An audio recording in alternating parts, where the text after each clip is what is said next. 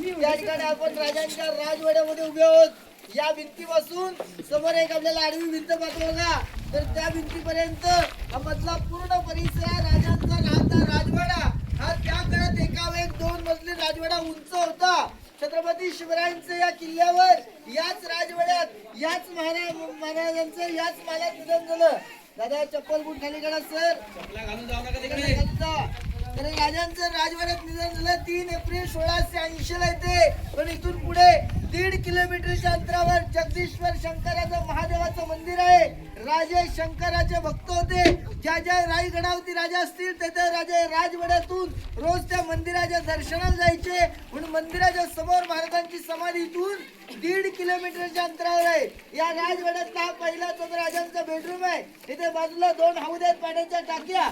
गंगासागर तलाव पुढे, त्या तलावातून खांद्याला कावड लावून पाणकरी लोक पाणी आणायचे, पिण्यासाठी ते पाणी स्टोर करायचे आणि कोपऱ्यामध्ये महाराजांना बांधलेलं त्यावेळेचं स्नानगृह, ज्याला आता आपण ज्याला बाथटब म्हणतो, असं 400 वर्षापूर्वी रायगडावरती आल्यानंतर राजांच्या महालात राजांचं स्नानगृह पाहायला मिळतं।